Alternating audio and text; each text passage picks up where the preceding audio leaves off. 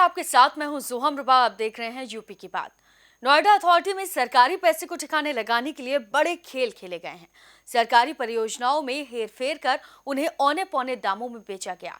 Real estate कंपनियों की मिली भगत से सरकार को बड़े स्तर पर राजस्व का चूना लगाया गया। जहां उत्तर प्रदेश के मुख्यमंत्री योगी आदित्यनाथ नोएडा को विश्व स्तरीय सिटी बनाना चाहते हैं, तो वहीं अधिकारी मुख्यमंत्री की मंशा पर किस तरह से पानी फेरने का काम कर रहे हैं, हम आपको सिलसिलेवार तरीके से एक एक कर एपिसोड दिखाने जा रहे हैं।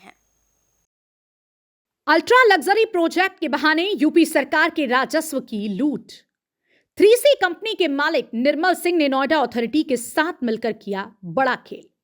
हजारों करोड़ का प्रोजेक्ट लुटाने की क्या है मजबूरी? नोएडा अथॉरिटी लूटने वालों को बचा रहा है कौन? आज हम और आप भले ही महंगाई का रोना रोते हो, जैसे टमाटर, लहसुन और अदरक का भाव पूछकर सर पकड़ते हूं, लेकिन नोएडा में पैसे वालों की कमी नहीं है। कुछ पैसे वाले लोग नोएडा अथॉरिटी में बड़ा खेल कर चुके हैं। आज हम आपको एक ऐसे अल्ट्रा लग्जरी प्रोजेक्ट के बारे में बताने जा रहे हैं जिसे हाल ही में मैक्स एस्टेट्स ने नोएडा के सेक्टर 128 में शुरू करने की घोषणा की थी।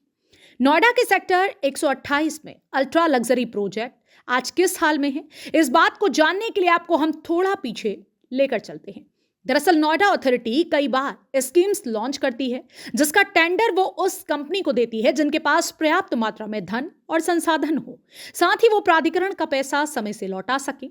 2010-11 में नोएडा के सेक्टर 16B में एक बहुत बड़े कॉमर्शियल प्रोजेक्ट की शुरुआत हुई। प्राधिकरण ने 1300 करोड़ का एक प्रोजेक्ट शुरू किया। इस प्रोजेक्ट का टेंडर जिस 3C कंपनी के नाम पर पास हुआ, जिसके मालिक का नाम निर्मल सिंह है।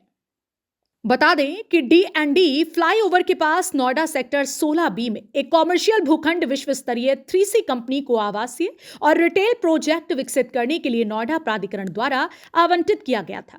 3C को जो 50,000 वर्ग मीटर की जमीन दी गई थी, उसका भुगतान 3C ने प्राधिकरण को नहीं किया। यहां से भ्रष्टाचार की कहानी की शुरुआत होती है। बिल्डर ने प्राधिकरण का बकाया करीब 1300 करोड़ का भुगतान नहीं किया।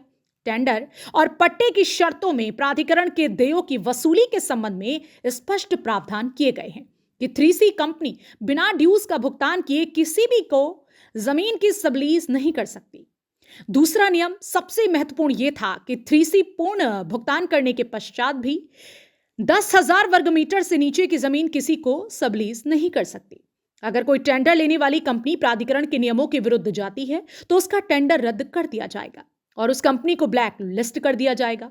3C के मालिक निर्मल सिंह और उनकी साथी कंपनियों पर किसका हाथ था और आज भी उनके सर पर किसका हाथ है, आइए सिलसिलेवार जानने की कोशिश करते हैं। लेकिन 3500 वर्ग मीटर का प्लॉट 3C कंपनी का भ्रष्टाचारी मालिक निर्मल सिंह अपने साथ मैक्स ग्रुप को अपने साथ मिलाकर के बेच देता है।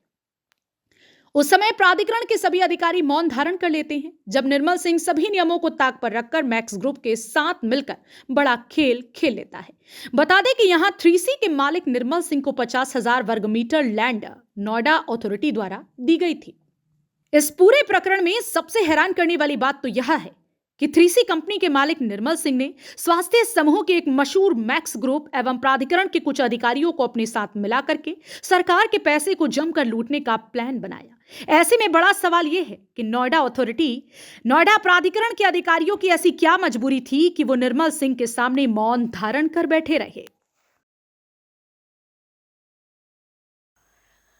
2019 में 3C कंपनी का मालिक निर्मल सिंह अपने आप को दिवालिया घोषित कर देता है और मैक्स ग्रुप के साथ में NCLT के माध्यम से बची हुई 46,500 वर्ग मीटर की जमीन को मात्र 300 करोड़ में मैक्स ग्रुप के नाम करवा देता है, जिस जमीन की कीमत आज के समय में लगभग 10,000 करोड़ की है। अब देखना होगा कि सुपरटेक बिल्डिंग को जिस तरीके से बारूद लगाकर उड़ाया गया था, क्या उसी तरीके से उत्तर प्रदेश के मुख्यमंत्री का चाबुक चलेगा और राजस्व को जो हानि हुई है उसकी भरपाई हो पाएगी।